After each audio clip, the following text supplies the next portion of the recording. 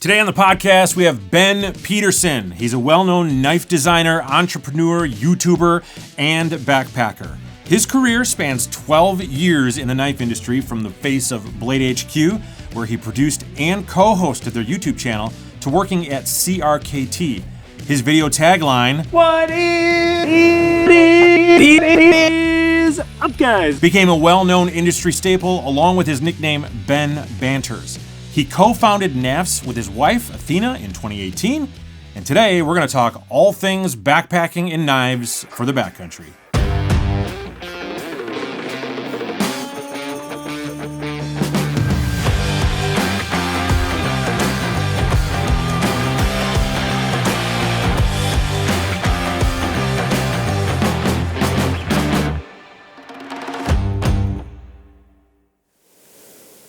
Who are you?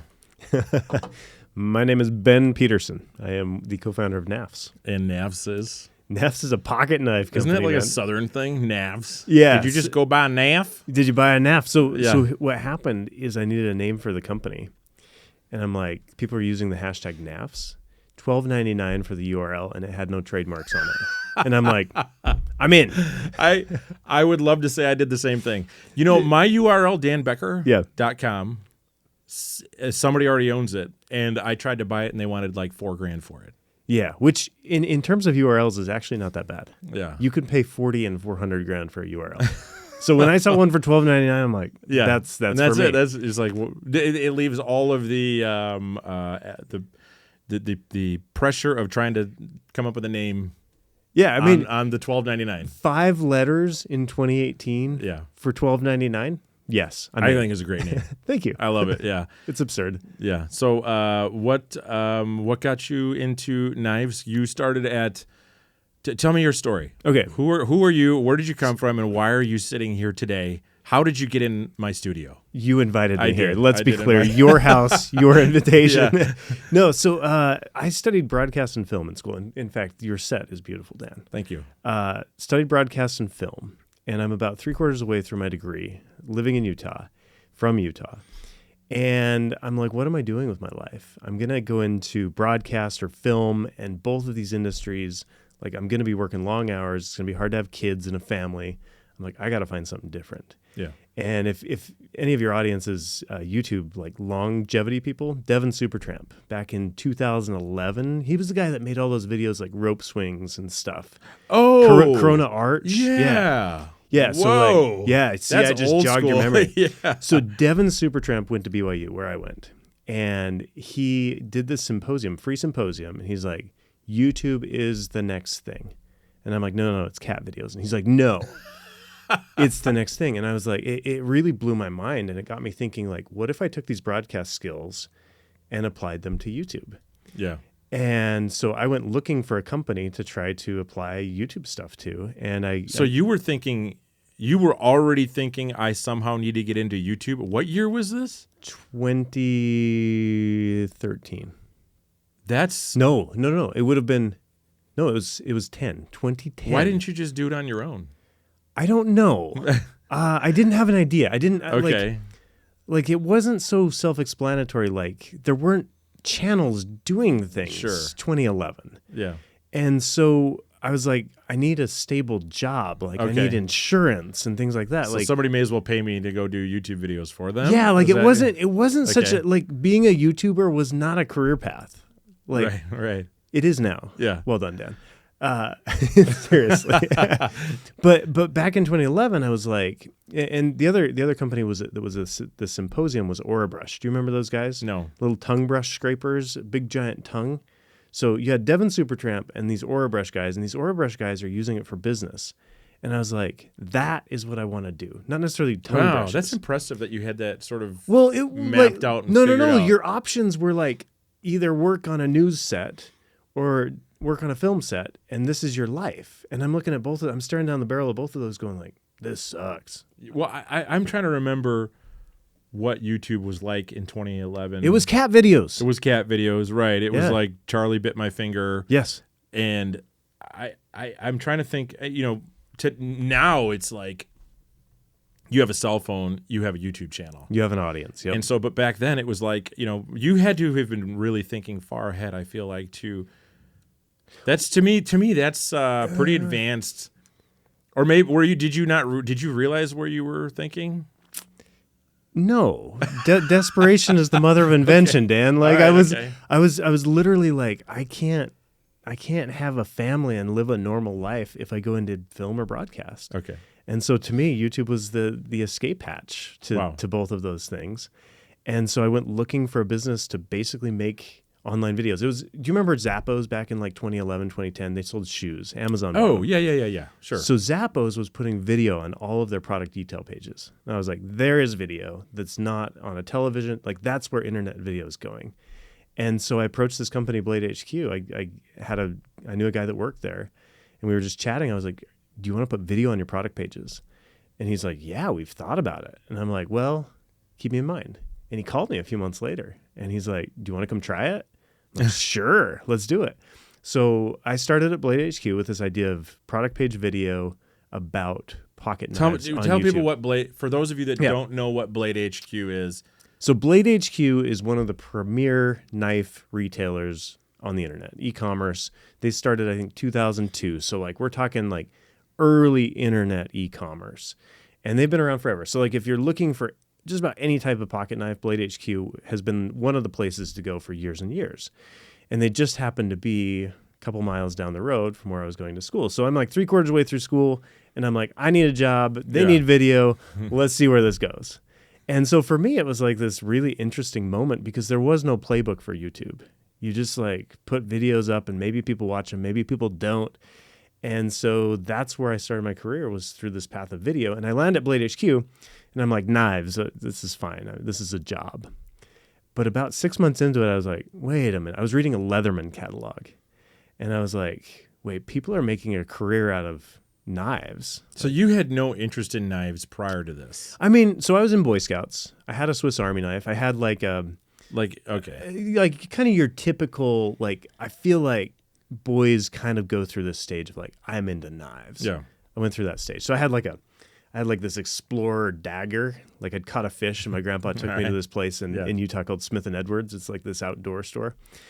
And I picked out like the gnarliest double-edged dagger I could find because like knives. Sure, right. But like no real interest. And I didn't realize like there was a community around it. I thought people were just buying knives to go fishing or backpacking, camping, whatever. But no, there is a community. Well, what was the community like in 2011? Because today I feel like it's on YouTube, right? It's on YouTube and Instagram primarily. It was a lot of forums. So you had a ton, like Blade forums. You had a couple other forums that were pretty big. And I think that's kind of where the internet had gathered pre-Reddit, pre-YouTube, pre-Instagram. They were all on forums. But right about 2010-11 is when you had YouTube start taking off. Facebook took off shortly before that. So it was like this I basically entered the knife industry as social media was exploding.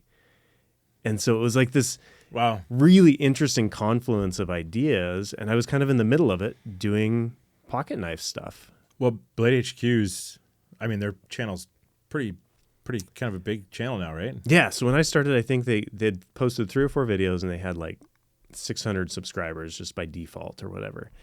And so I got in there and I started making videos, and it took me probably about 6 months.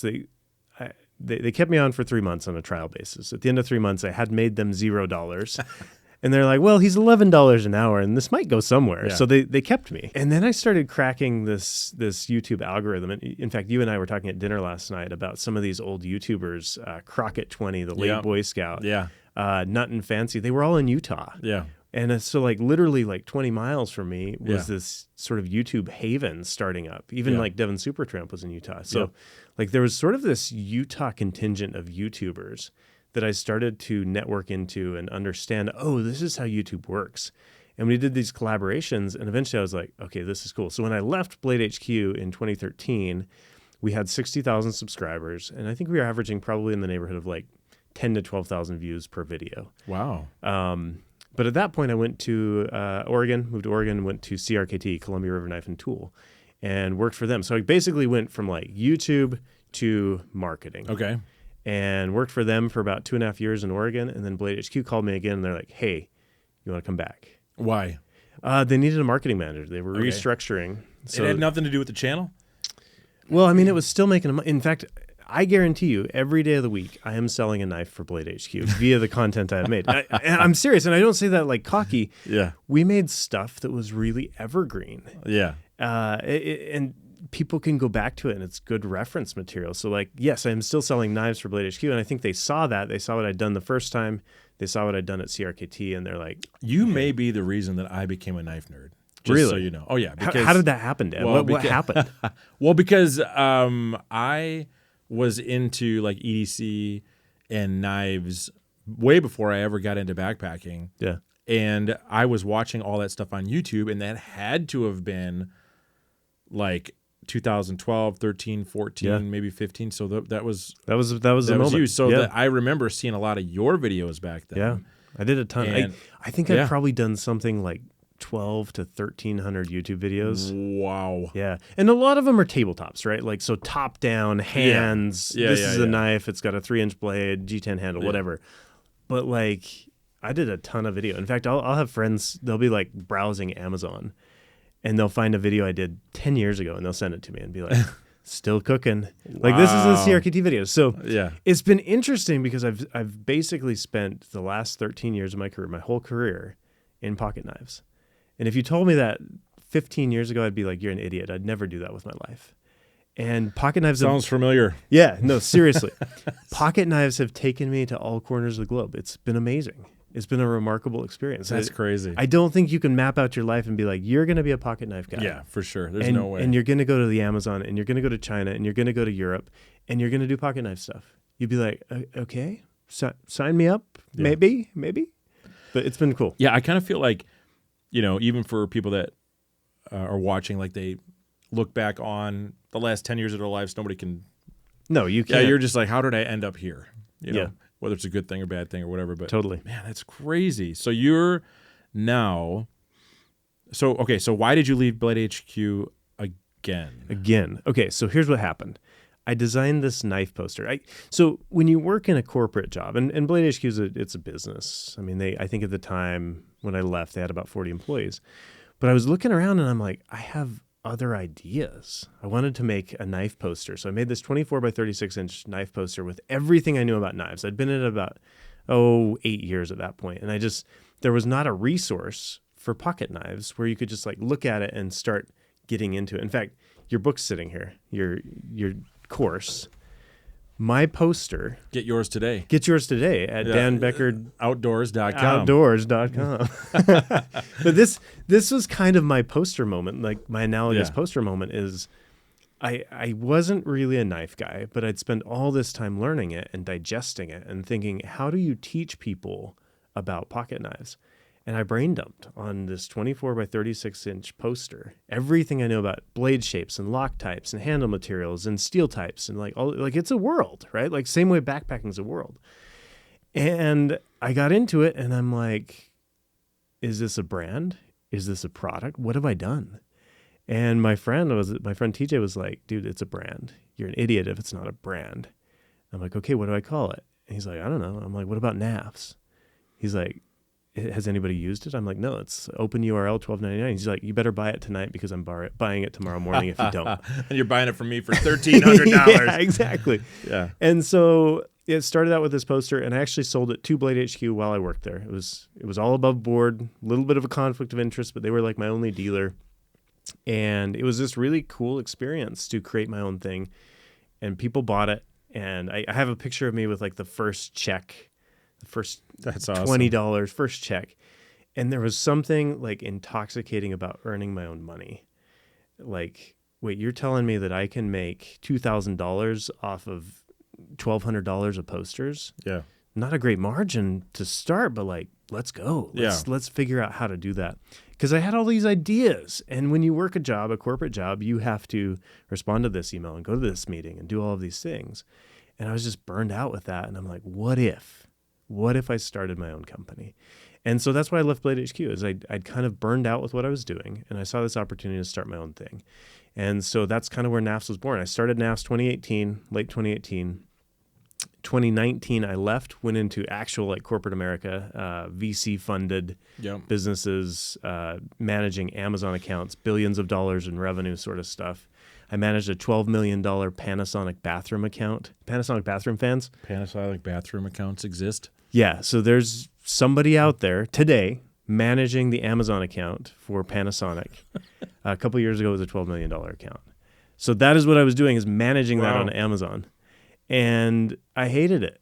Okay. All right. Sure. Nobody buys a bathroom fan and says, I am stoked about this bathroom fan. I'm sure there's somebody out there just got real mad because they're in their bathroom right now listening to that fan. Sound off if that is your thing. And surely there's somebody that's passionate about it. But when you go to Home Depot and you buy a bathroom fan and you walk out with the Panasonic Whisper Fit, are you stoked or are you like, dang? It's one of the... No. I was going to fake it, but no. $250 and like, ouch, right? When people buy a pocket knife, they're stoked. And so here I am in corporate America building other people's brands. In the mornings, 5 a.m., I'm building KNAFS. And people are just stoked about what I'm building. Yeah. In ways that they're never going to be with these bathroom fans and other things that I was selling. And I'm like, I got to take this full time. Like, this has to go full time, this KNAFS thing. And so my wife and I basically structured our entire lives to be able to take that thing full time. It took us 3 years to get there. So I worked at this company, Pattern, went to another company called Heyday that was like VC funded and acquisitions, mergers and acquisitions, the whole bit. I'm like, I hate this, but like I have this vision. I'm headed somewhere. And 2022, I realized it was time. And so it was like a Saturday. I was up in Boston visiting some friends. I had work and then I was in Boston visiting some friends, and they're like, why don't you take this full time? And I'm like, I should. So that was on a Saturday. The following Wednesday, I put in my 2 weeks and took it full time in May of 2022. What was that moment for you like? Was it exciting, scary, both? Both. Because my wife and I had saved up to take it full time. We'd worked toward it, and we'd really just like, this was our focus. We'd bought a house based on, could we run this business in the garage? We needed a 3-car garage because we were going to expand it till we could move out of it. So like we built our whole lives around it, and it was like a 2-year plan. And these friends were like, why don't you do it now? And I'm like, oh, what if? And I think that question, what if, is really important to anybody's story, because I think if you're not saying what if, you're not dreaming. You're not like taking in what you could be. Yeah, that's good. Because I think we have a tendency to say, what if it fails? But what if it flies? What if it flies? And that's kind of where like these friends had to like point out, like, what if it flies? In fact, Tim from Everyday Tactical Vids, you and I talked about him last night. Yeah. Another YouTuber. I'm sleeping in his guest room because I was like in the Boston area. I'm like, Tim, can I come visit? He's like, yeah, but you got to stay at my house. And I'm like, cool. So YouTube, knives, here I am staying at his house, and he's like, Ben, take it full time. And I'm like, okay, let's do it. So taking it full time was actually much less chaotic than I ever would have imagined, because when you put your full effort into something, when it's not a 5 a.m. side hustle or a midnight side hustle, it's amazing what happens. Yeah. And like business came out of the woodwork because I could actually like not like I would have like an 8 a.m. deadline every morning. I'd wake up at 5, work from 5 to 8. 8 a.m. I'm like, okay. Wow, it's a long day. Yeah, the super long days. Like 8 a.m. I'm like, okay, now I got to like get my kids ready for school, shower, get ready for work, go to my day job. And then at night, I'd probably put an hour in. So probably like 4 extra hours a day. And so taking it full time was really cool. I was like, wow, this is like what it feels like to work an 8-9 hour day instead of like a 12-hour day. But for me, it's been a really cool adventure. Probably like, yeah, I think it's the hardest thing I've ever done. Beyond having kids and starting a business. Whew, don't recommend that one. Yeah. How old are your kids? They are between the ages of 12 and 4. Oh gosh. 4 kids. Yeah. So your hands were full. Yeah, continually. Yeah. Yeah. Especially because you were working out of your house, right? Yeah. And COVID. This is like middle of COVID too. Oh, so wow. I mean it's been a ride, man, but I get so excited about what we're doing, and it's like you're still like owning your own business and doing your own thing does not mean that you don't have bosses. Now I have thousands of bosses in the form of customers that buy my stuff, and they get to dictate what I do with my time. But they're stoked, and that makes me happy. Like I feed off of their energy is the way I'd put it. So KNAFS. Okay. So how did So the brand has existed since 2018. Yeah. How has what's that been like as a new brand? Okay, so because what I'm picturing is the YouTuber, right? Yeah. Starts his brand. That's the right? story. Yeah. Okay, and it's the YouTuber that's been pushing other brands for so many years. Yes. He's now created his own knife. What was that like in that world? What was the pushback you got from companies? What was like? What did you hear about it from Benchmade and Spyderco and CRKT and some of these other brands? I mean, what was? Yeah, I think that's a really valid question. Let me see if I can find one of my knives here. Might have left that Pull it one. over here. We can pull it over here. I don't have the exact one, but this one will do for today. Oh, that's a baby banter. So the bigger brother of this one was the first knife I came out with in 2020. Okay. So as soon as I left Blade HQ, I talked to Wei and Savivi. They're a company out of Yangzhou, China, and they make really, really nice knives. So I'd sold their knives for a long time. We'd had this working relationship, and I'd kind of like floated to him, what if I designed a pocket knife for you? And so this is your first design? My first one I don't have. It was a little bit bigger one than this. Yeah, close enough. A little bit bigger than this. And so I talked to him previously about designing a knife for him, and they were like, absolutely. So I talked to my boss at Blade HQ. I was like, what if I designed a knife on the side? He was like, that's conflict of interest. That can't happen. And I was like, okay, cool. That's my exit token, right? Like, wow. Because you got this company that's excited about my ideas, and on the other hand, I'm working this job within it. So I realized if I wanted to stay in knives, I had to get out of knives. Okay. And play on my own terms. And so the banter came out in 2020. So I do two types of design.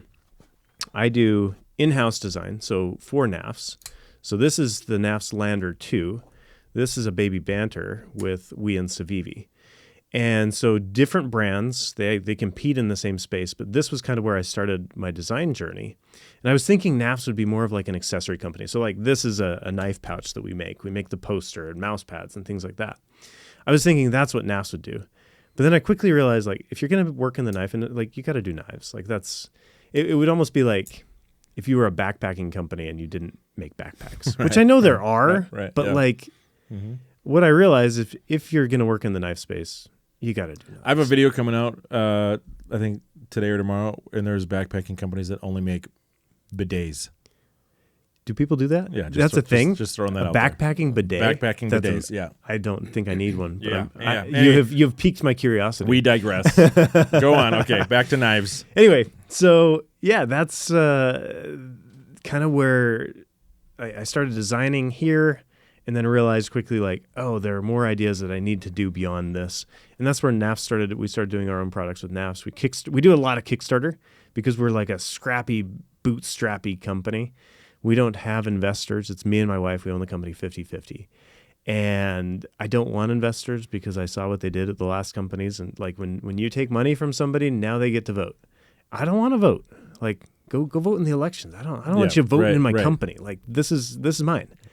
And so it's been really cool because people have really responded to that.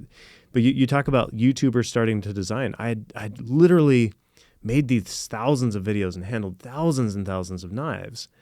And I can pick up a knife and tell you this is a good knife and this is a bad knife because of this, this, and this. And these are my personal preferences. Wow. So people had listened to my personal preferences for years. So like I have a little thing that I call a finger test. I like to be able to get my finger to the end of the blade. That usually will be about a 2.9 inch blade, which is nice because knife laws in a lot of places are 3 inches. They have 3-inch limits. And so I like to get my finger to the end of the blade. That's called Ben's finger test. It's a finger test. Okay. And people latched onto that. So when I came out with the banter, it's a 2.9 inch blade, and I'm like, it passes the finger test. And people are like, of course it does. It's Ben's. And so it was almost like this seamless transition between like, I like this is cool. Can I check this out? Yeah, of course. This is cool. That's a fun one. Yeah. Again, it's got space kitties on it. Like nobody can tell me I can't put, there's no board to tell me I can't put space kitties on my knife, right? That's so funny. And that's my favorite thing because... That's smooth. Thanks. Because there's no board, there's no investors, and no one can tell us no, which is fun.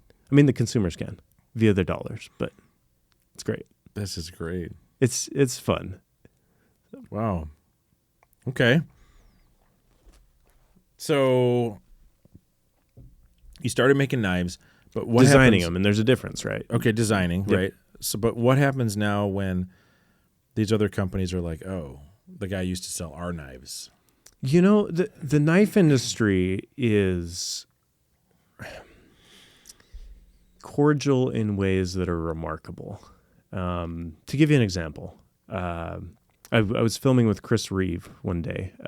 He's like one of the godfathers of knives. They're out of Idaho, USA made. He was a South African guy. Just makes this amazing knife called the Sebenza. Anyway, so I'm filming with him when I'm at Blade HQ, and I see a Spyderco box sitting on his shelf. And I'm like, Chris, you scoping out the competition? And he's like, no. Sal Glesser, the owner of Spyderco, and I were great friends. He sent it to me to ask for feedback. And I'm like, wait. Spyderco sent Chris Reeve Knives a knife to get feedback on? What is this? Why is this? And that's how this industry is. And there's this a lot of mentorship, and obviously there is competition, right? Like, for instance, Benchmade, their Axis Lock patent expired. Everybody in the industry uses it now. It's a move forward with the crossbar lock. It's a fantastic lock. When did that expire? It would have been about 2018, Wow. if I remember Okay. right. 2018-19, right in there. And it's a great lock because it's ambidextrous. You don't have to get your fingers in the way of the blade. It's interesting too because I like to hand knives to non-knife people and say, "How do you play with it?" And I watch their fingers. If you give somebody a liner lock, what happens is you have to close it here. And a lot of times, if you hand somebody a liner lock, they'll figure out how to open it, and then they'll hand it back to you opened because they couldn't figure out how to close it. Right. Every time with crossbar lock, Yeah. they figure out how to close it, and it's a great experience. So all of that to say, the knife industry is unlike anything I've ever worked in, and I just enjoy it. And I think about it, I'm like, would I like to do anything else? No, because these people are fun. I send things off for feedback, and people are kind, and it's like nobody leaves with a frown. Yeah. So I enjoy that aspect of it immensely. So I'm impressed that the industry does that. Yeah. I would think the backpacking world is probably similar, but I feel like, are there a lot of startup knife companies? Tons. Really? Right? Tons right now, yeah. So you kind of have like what I would call like almost like your big five accounting firms, right? You've got Benchmade, Spyderco, Gerber. Leatherman's a multi-tool company, so like, yeah, they're knives, but they're also like a little bit different. You got Buck. I don't know who the fifth is. I'm making this up. But you kind of have like these established companies that have been around for probably, I'm going to say the last like 40 years is when knife making really took off. Because prior to that, you kind of had Gerber and you had Buck. And they were kind of head to head. So out of Gerber, Kershaw came out of Gerber. Oh, really? Yeah. Oh, wow. CRKT came out of Kershaw. You could say that KNAFS sort of kind of came out of CRKT. I don't know. But it's, for lack of a better word, incestuous. Right? Yeah. I don't have a different word for you, Dan. I leave it in, take it I out. don't even know what that word means. Just throwing that out there. Basically, it's iterative, right? People are coming from one place and going to another. For instance, Benchmade years ago bought Browning's knife making equipment. So Browning, the hunting company, they bought their equipment and started making more knives. And so it's very much an intertwined community. A lot of people will use the same companies for heat treating and things like that. So it's an industry that is just very, with the exception of a few spats here and there that happen, people are really good to each other. And they'll tell you if like something is bad, or they'll say this can improve here, here, and here. And it's a fun place to work. And for me, when you look at like the transition from like corporate America bathroom fans to pocket knives, like back into pocket knives full time, it's like, these are my people. These are people that I enjoy spending time with. They're like really invested in what they're doing. And that for me, when I get up in the morning, I'm like, let's go do it. Like this morning, I'm here in Wisconsin with you. And I'm like, today we swim in Lake Michigan. So I went and swam in Lake Michigan and dropped one of our brand new knives on the shore there at, I don't know the name of the park, but... Am I allowed to say the name of the park? Yeah, fire away. Eichelman Park. They'll never find it without my clues. But that's the fun of it to me, is it's like nobody's going to go drop a bathroom fan in a park and be like, here's a treasure hunt. No, somebody's probably doing it right now. Somebody should. Somebody. So you dropped a knife in Kenosha. Yes. In Eichelman Park. Yes. And it's sitting there waiting for somebody to go find it. Yes. Right now. That's awesome. I don't know when this video comes out versus my stuff, but that's awesome. It's hopefully nobody's found it yet. It's sitting in a little plastic bag out on the pier somewhere. Wow. Yeah. That's awesome. It might get wet, but it's double bagged. Yeah. We got to double bag that knife, and we did it. We did it. Wow, that's cool. It's fun. So what's next for KNAFS? Oh, it's such a good question. Hold, please. Let's pull some stuff out. Hang on. Yeah, let's pull some stuff out. Where's he going? Oh, wait, bring that backpack over here. What the heck? What is this? Ben's a backpacker. Okay, that's how we know each other. So I know like I said, I know of you because I was an EDC nerd way before.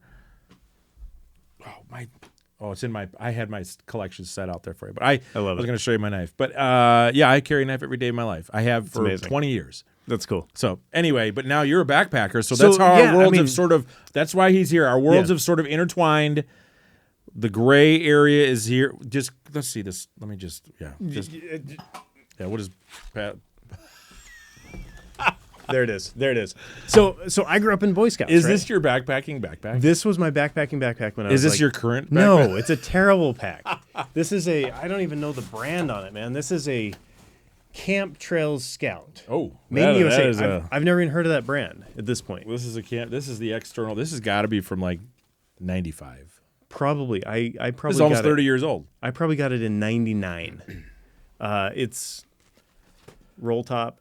So as I got bigger, my head would. Somebody's freaking out right now because they have the same backpack. And they're like, I took it out last week. Yeah, they're like, oh my gosh, it's amazing. So my head used to bang against this thing. Okay. And I'm like, I hate my life. Look at this. He's still got. Yeah. Look at there's a spider. There's a spider egg in there still from the garage. Oh, that's great. Yeah, I love it. So yeah, but like, what was my entrance into knives? It was basically through Boy Scouts, backpacking, camping outdoors. Like that's where I got it. Right. And you're a boy. I mean, every boy wants to carry around a knife. Everybody's got they have their moment. I think both of my boys got knives when they turned 8. That's when I started buying them knives. Love it. So, and that's when they started cutting fingers. Bleeding everywhere. I gave my boy a knife at 8, and he may or may not. I'm just gonna de-incriminate. He chased the neighborhood kids around, neighborhood girls around at open around the yard, and I'm like, "That's mine." Yeah, thank you. That's how I got my wife. Thank you for that. No, that's not how I got my wife. But yeah, so my world has always like kind of passed through like outdoor backpacking, camping, canyoneering, mountaineering, just like. This is what I do in my free time. And I've made a very specific point of not doing any of this stuff as a career.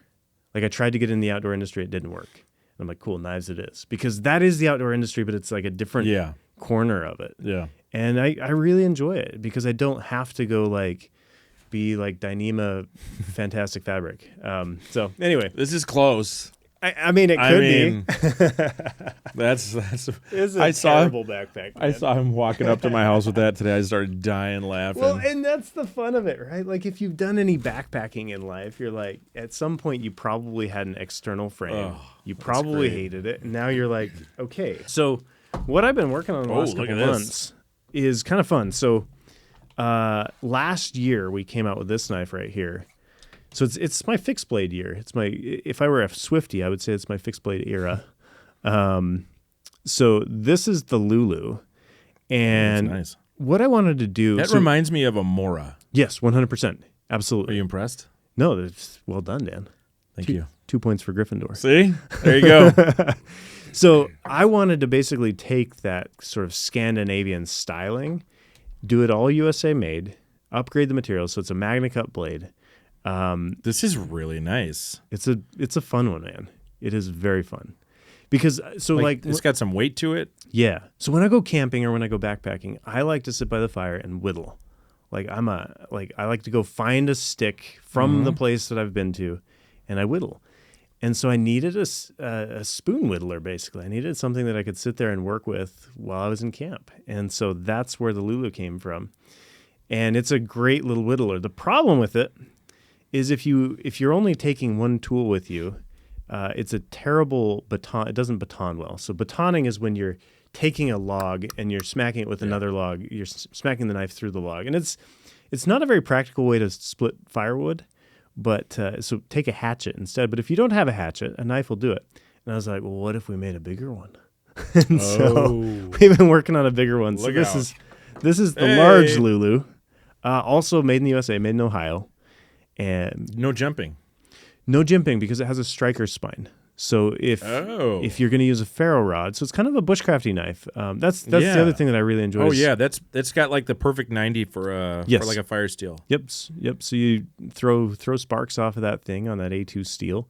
Yeah. And these are handmade in Ohio, basically. Handmade is weird, but like this shop doesn't have any CNC machines in it. It's made by a company called LT Wright, and they're probably cranking out under 8 to 10,000 knives a year. So it's like they don't do a ton of volume. So it's very much like USA craftsmanship. Okay. So that's been our latest project. Large Lulu. This is Lulu. Yep. Large Lulu. And this is Lulu. Yep. And then what kind of a cut is this on the end of the knife here? What is that word? That's called a Scandi grind. Okay. And it's so Scandi being Scandinavian grind. And the reason it's like that is when you do these draw cuts, these pull cuts or push cuts through wood, it separates the wood very nicely. It's almost like if you're like paddling a canoe. Like canoes don't fly through the water super well. So this would be good for like feathering. Yes, feather sticks. It loves it all day long, and that's a flat grind on that one. Yeah. So this company doesn't do Scandis, and they're like, well, what about a flat? I like flat grinds for apples, cheese, things like that. Food prep, it's great. And then if you're batoning, it's great for that too. This feels great. What kind of handle is this? G10? It's called micarta. So it's micarta with a G10 underlay. Micarta is almost like they take blue jeans, in this case green jeans. They put a layer of jeans, canvas, and then epoxy, and they layer them together, and then they smash them. Wow. And that's micarta. So it was designed as I feel so manly right now. Do you? Good. Yeah, I just want to go cut wood.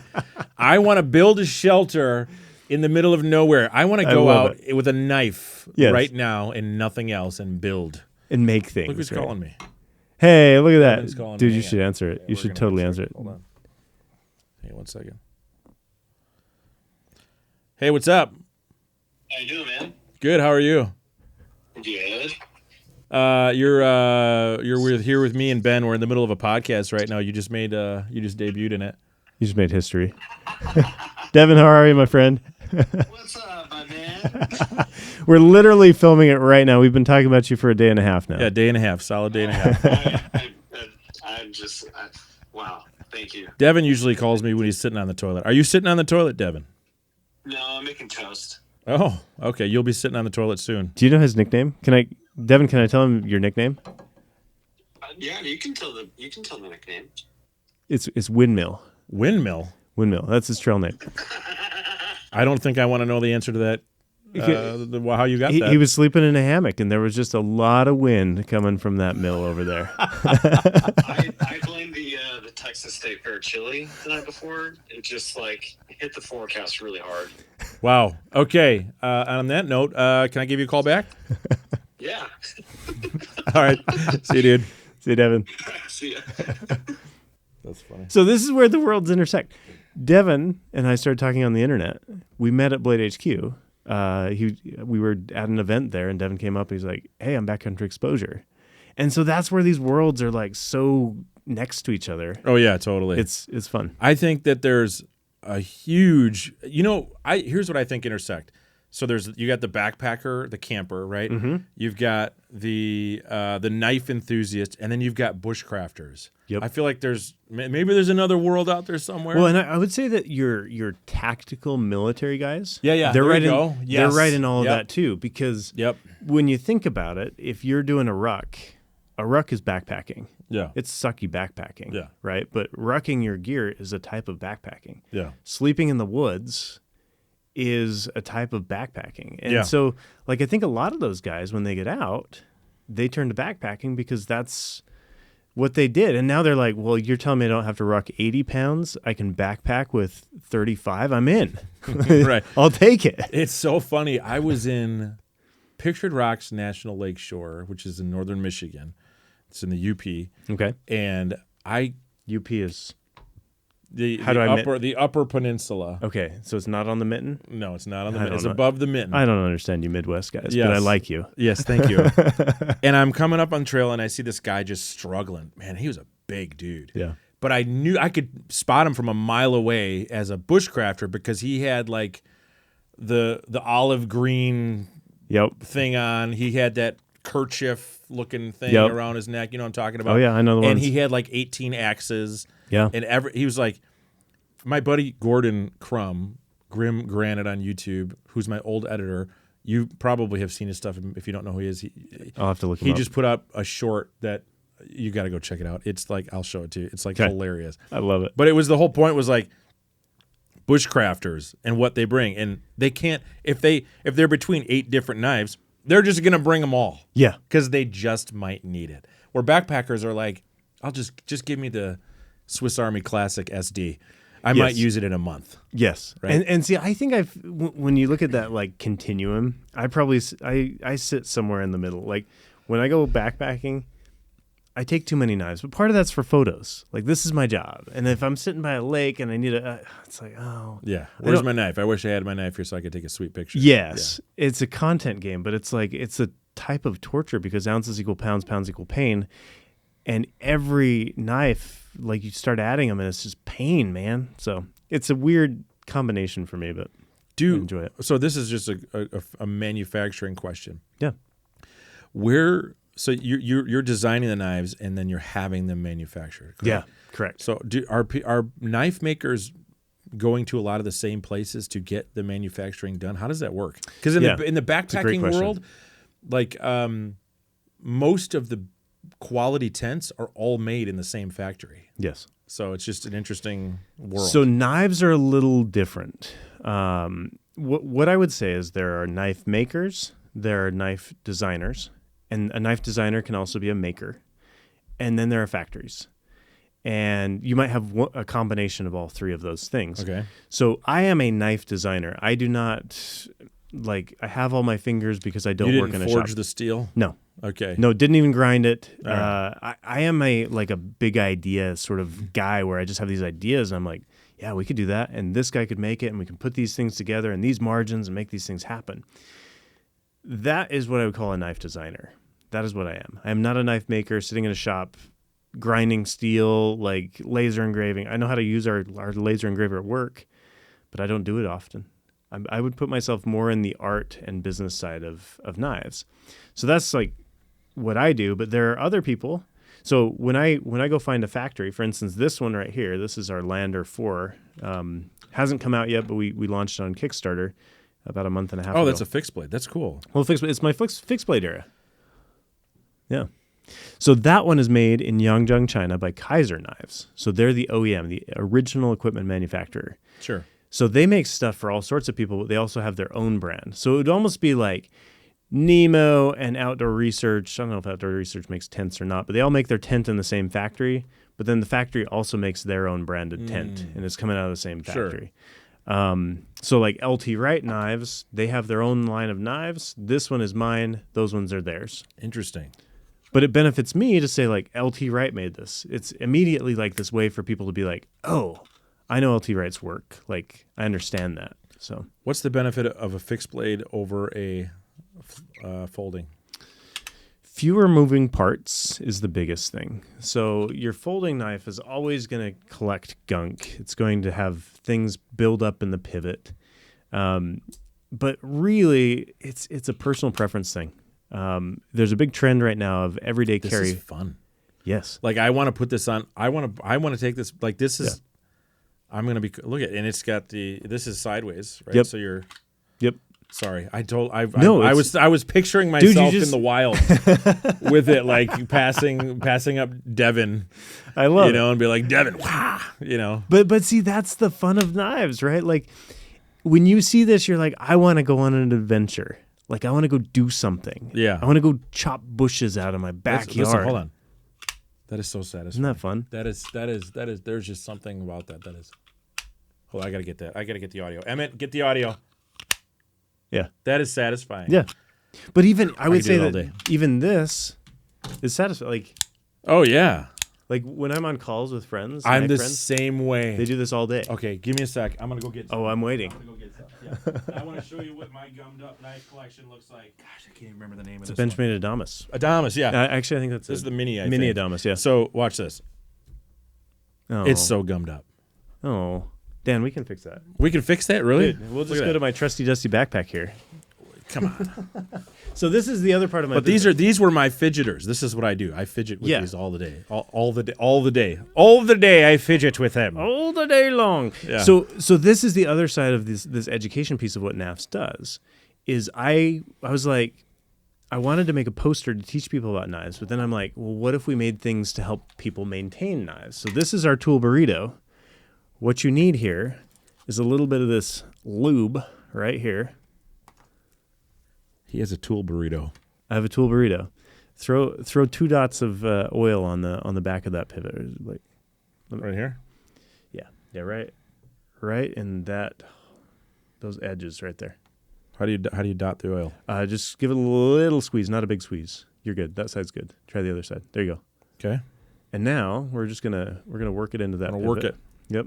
Work it into that pivot a little bit, and then Stop that Yeah. right now. Are you Isn't that kidding amazing? me? Isn't that amazing? Come on. Ooh, you do need to. If you take a little bit of. Ooh, that is.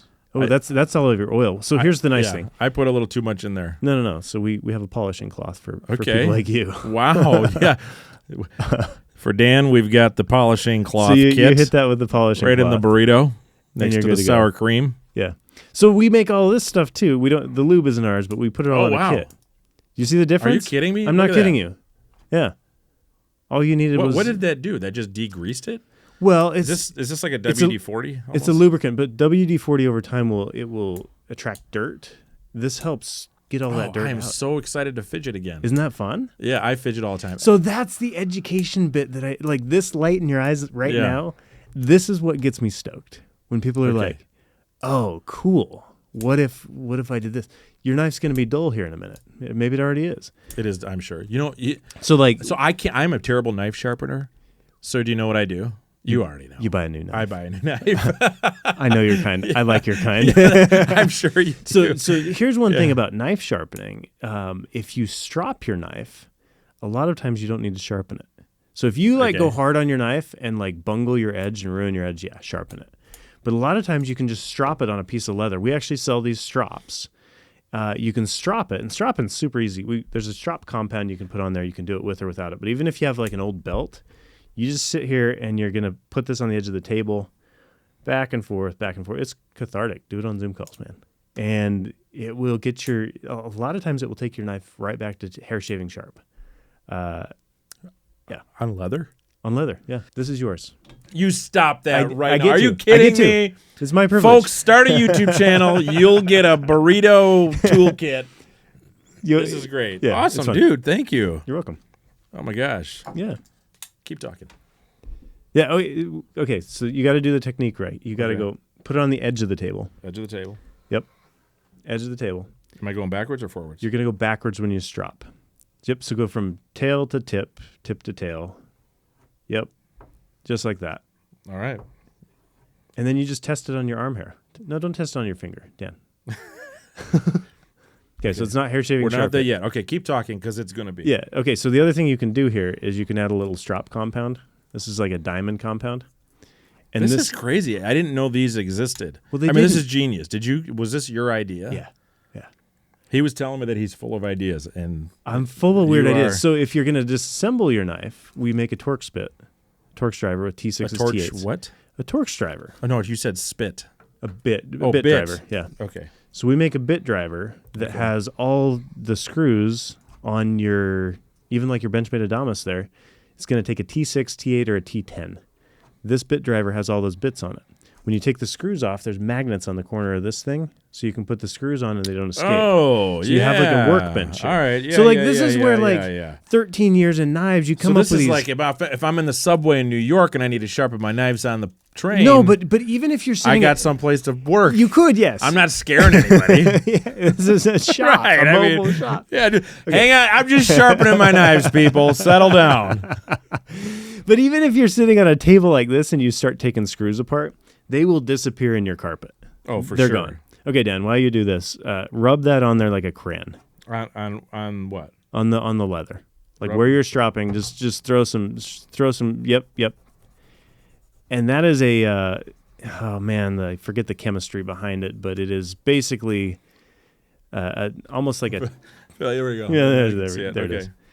It's basically going to lubricate in between your knife and your strop, and because when you're stropping, you're honing. No, that's good. That's good. Yeah, you can start there.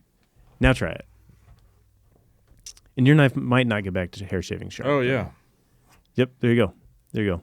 Am I supposed to do like a 45? You're supposed to do the same angle as the knife is. So okay. The easiest way to do that, let me show you, is just keep your hand there. You're basically going to set it down flat and then bring it up to the angle it's at. Oh, yeah, yeah. Oh, yeah. Yep. And when you're sharpening, you can do the exact same thing. I'm a terrible... I've tried to sharpen. I'm not a good sharpener either. Yeah. That's why I like stropping, because it's easy, it's cathartic, and anybody can do it. Sharpening is a little harder, but there is a sharpening stone in here. Oh! Just kidding. Dude. Did I get you? You did. Did I get you? Yeah. All right. All right. I think I made it duller. No, you didn't. Let me see it. I probably did. Here's how you shave your arm hair too. You're gonna shave your arm hair this way, but yeah, yours is definitely. It's yeah. That no. There's that's not bad. There's a couple hairs. Right there. Yeah. You see that? Wow. You're almost a hair shaving sharp. So a lot of times you don't need to sharpen. Wow. You need to strop. So interesting. Okay. Yeah. That's fun. Yeah. You learned a new trick I today, did. Dan. I seriously, I did. I'm actually very. I feel my man card is. I got a new notch in it. Like you're the guy that just did the little punch hole in my man card there. You're welcome. Anytime. Thank you. Anytime. But like that is what I love about what I do. Is you're a knife guy, but you've never stropped a knife. I just taught you how to strop. That to me is like satisfaction. Yeah. I'm like, cool. This is great. I kind of feel like here's what I feel like our worlds are right now. Like you're a backpacker I'm a knife guy like you're a backpacker. Yes. In I think that's world. a great analogy. Yeah. Yeah. Like you do it, but like that's not your world. Right. I go backpacking, but that's not my world. Like Right. I've watched enough backpacking videos now that I'm like, I'm probably good. That's no offense to anybody making backpacking videos. Sorry, Devin. But like it's for me, I would rather be out there doing it than watching it. Yeah. And if I have the time, I'm probably going to watch. I like to watch like Matt's Off-Road Recovery and these guys like Heavy D, like doing recoveries of airplanes and stuff in the Great Salt Lake. I don't know. Like that's the stuff that to me is really interesting. Yeah. So the things that I do as hobbies, I don't necessarily. That's not what I consume on the internet. Yeah. So, but what's your newest design? literally this large Lulu sitting right here. Okay, this is the latest knife. Yeah, in fact, it hasn't even seen the light of day. It's oh launching next Friday. Are we debuting this here? You literally today? are. Yeah, yeah, folks. I'm honored. Yeah. I am. I might cry on this knife. Oh, yeah. This is. So that's a brand new one. And then the other thing we were kind of talking about this before the cameras went on. Yeah, you're gonna have to win me over on this one. But go ahead. Okay. So here's the deal then. Everyday carry. Is like what's in your pockets, right? Mm-hmm. It's this game of. So there's like the outdoor side of it, but also like I use my knife as an everyday carry more than I use it outdoors, right? Yep. Same thing with my pens. I've always been a Bic Crystal pen guy. So what we did is we stuck these are tweezers, excuse me. This pen has tweezers and a toothpick in it. Okay. Because I wanted to. And it runs on a Bic Crystal. So it's an over $100 pen made out of titanium. Yeah, absolutely. Wow, really? Made out of titanium, yeah. Okay. And it has a 13-cent insert in it. So this is not my usual fare. But I have some friends down in Tennessee that are like, I kind of pitched them on this idea, and they're like, let's do it. So can I see it? Yeah, go ahead. So, whoa, that's light. It's titanium. Well, yeah, but you can go to the moon with this pen. Think about it. I might do that. This is okay. So it's a twist. Okay. So you just twist it out. Yep. I want to write a book. Do you feel like an author? I do. Do you feel like an executive? Can you add a feather? Ooh, You should like that an would be sick. extendable What feather. if we pulled these bits out? Yes. And yes. and there was just like the feather attachment. So okay, here's a funny little like sideshow to this. When we were designing this, we were like, well, what if you added a spoon to this thing, like a push-in spoon? How do you do that? Like it curls up on itself? No, so you pull these guys out, and then like it had 2 prongs that went in there, and there was a spoon on the end of it. But what we found is to 3D print those is actually like, it's a little bit of a mess. My 3D printing guys were like, you can't do that. Yeah, you're not doing that. Sorry. But it turned out cool. But that's... This is cool. The tactical pens that I've always known Yeah. are the ones where like tactical in like self-defense. Or window smashing or things Window like that. smashing. And this is not a tactical pen. I wouldn't don't even know put that this I've in ever that read a category. story in the news or seen anything on YouTube where anybody has defended themselves with a pen Yeah. yet. If they're out there, Let put us it in. know. Yeah, please, somebody. But I just Dan haven't wants you seen for it. his survival I podcast. do. I would love it. You'd be the first. Yeah, I just, it's just like, yeah. Anyway, But so for me, this is not that. This is just a cool not pen. that. Yeah, it's just a cool pen. This is a man's pen. This is a man's pen with a very cheap insert, a very cheap, because there are pen like so. Okay, so this is where the worlds get weird. Backpacking, knives, pens, etc. What? Come on. Yeah, the pen world is huge. Yeah, that's true. Like there are people that are like fountain pens, all of these cartridges, inserts. They're like, yeah, I'm a GL2 guy. I think I've known that, but it's like now hitting me that you're saying that. There's probably a whole like, culture. Are there YouTube channels for pens? Yes.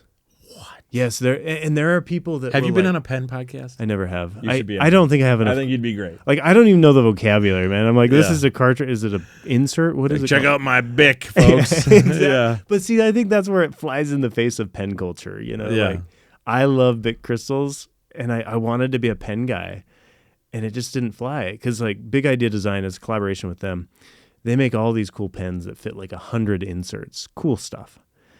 And I'm like, guys, I hate the inserts. I want my Bic. And they're like, and your Bic ye shall have. Wow.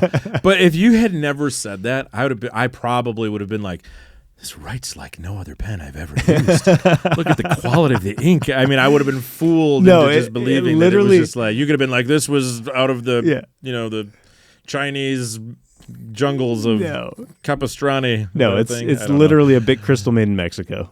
Yeah. That's great. But that's what I love about what I do is because on paper, like you can't sell this to a board. They wouldn't be like, yeah, $100 titanium pen with a 13-cent insert. Like that's not a good idea in a boardroom.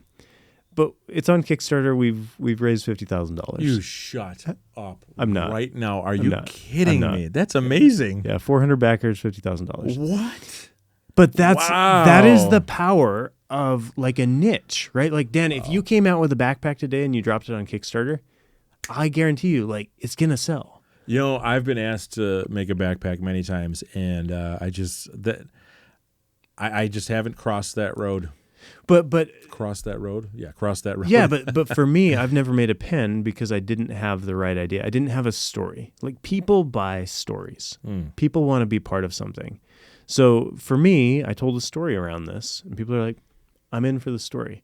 If you took 3 years and designed a backpack, I'm not saying you should, but if you took 3 years and designed a backpack, and it's like this story based on you becoming a backpacker in Wisconsin, it's called the Flatlander. I don't know what you call it, like no mountains. It's called No Mountains. Think about it. I like it. But then you start to tell a story around it because people are invested in you. They're invested in your story. And that is where I design products. I'm designing products that, for me, it's something I want. Like, for instance, the Lulu, I'd always wanted to go to the Amazon. I designed this knife to go to the Amazon jungle. Last September, I went, and I got to test it in the Amazon jungle in Colombia.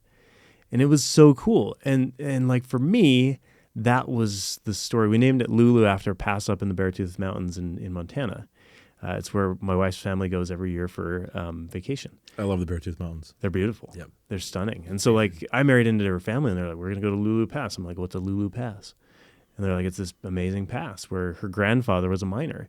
And so, like, there's family history baked into the name and into the story, and I wanted to go to the Amazon. And that's what people get excited about because there are so many knives on the market. There are so many backpacks on the market.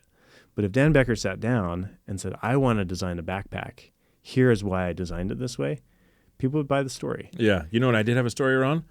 My backpacking course, folks. My backpacking course. Spent 3 years working on this, guys. Buy it today, danbeckeroutdoors.com. You, too, can learn to backpack just like Dan Becker. Oh, that's crazy. Dude, that's cool. But see, that is like people are buying the story. They're buying what you put your life into. And that to me is, I don't know, I enjoy that stuff. Yeah. I would say that storytelling plus product plus weird, strange passion around sharp things. Is what makes KNAFS special. Well, I've trusted your opinions and thoughts on knives for years, so I don't know why someone wouldn't trust your knife that you're designing, because if you're telling them what you've loved about everybody else's knives all those years, and now you're like, well, let me just put it all into my knife. Yeah. Right? It's high praise. Yeah. Yeah. So tell me about you did have a Sendy. Yeah. Tell me about that knife. I sent you one. You did. I sent you two. You did. Yes. Okay, so the Sendy. So of all the knives, and this is probably, I don't know why I like this, but I feel like this is very similar to what you're about to show me in some ways. But this, anyway, I think this is probably the closest thing to what a backpacker would love to take out because of some of the cool things that it can do. So this is the Civivi Sendy. So this is one of my design collaborations. So this is not a KNAFS knife. It's a Civivi knife. But basically, I wanted to design a knife that could go into the backcountry. It could go into like a college classroom. It's not going to look super aggressive or anything like that. So it was supposed to be named the Cedar, and it has this cedar plank pattern on the handle. I went to school in Cedar City. I love Cedar Mesa down in southern Utah. And there are cedar trees in Oregon where I used to live. And I thought, what if I could bring all these three stories together? Like if you're out hiking in Cedar Mesa or backpacking in Oregon or in a college classroom, what would a knife look like in that space? And so we designed the Sendy, and it couldn't be named Cedar for trademark reasons. And I was like, I don't have any names. I'm just going to send it. Sendy. Let's go. I'm feeling Sendy. Oh, really? That was it? Yeah, literally. I had been working on this like 3 years. It's like if your backpacking course was supposed to be called Couch to Confidence, and then like you Googled it and you're like, oh, somebody already has that. But all the pages are done. Everything's done. Yeah. You're just like, send it, bro. Just send it. Sendy. That is so Sendy. Sendy! I'm feeling Sendy, man. Yeah. So I named it Sendy because I was like, okay. I don't have names for this thing. But it's an inline flipper, Nitro V steel, flat grind, closes with a liner lock. And then we put the same tools in this thing as well. Yes, so you've got, I love this. Yeah. You've got tweezers, and you've got a toothpick in here. And the toothpick is a little funky. It's actually a very sharp toothpick. It was. I took it out, and I felt in danger. Yeah, so I was nervous. So so this is coming out of Yangzhou, China, and they sent it to me, and I'm like, wow, that's really sharp. Like, shouldn't we make it a little? And I was like, this is a splinter puller.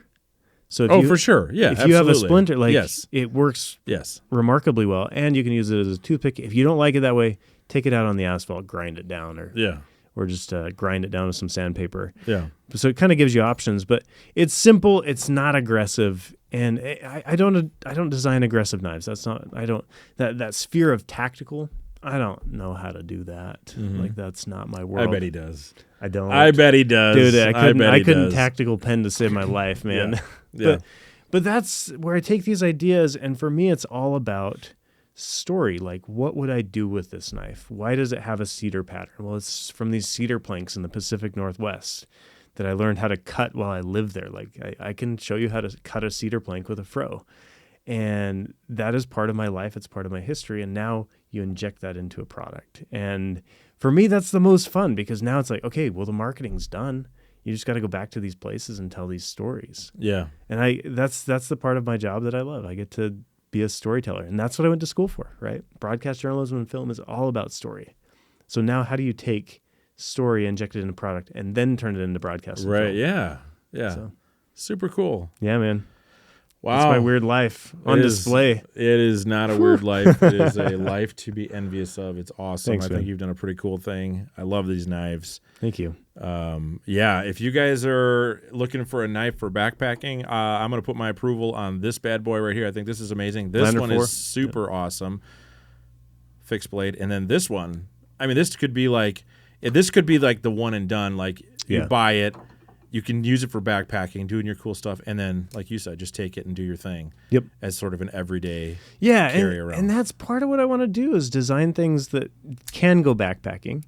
But if you work in an office, nobody's going to bat an eye at that thing. Yeah. If you show up with this in an office, you might have somebody might be like, you don't like need that, if you're like cutting your sandwich with this thing in an looking office, at some guy. yeah, like Yeah. that's not going to fly that well. But that's the joy of what I do. So where can people find you? KNAFS.com. KNAFS.com. KNAFS.com. I should write a jingle. You should. KNAFS.com. There it is, folks. There it is. Somebody, yeah, exactly. My work is done. Say here. no more. Emmett, cut that out. Send it to him. It's done. We're charging him, though. I love Awesome. it. Appreciate you, man. Dan, thank you for having me. This You got is it. so cool. All right. See you in the next one. Thanks, guys.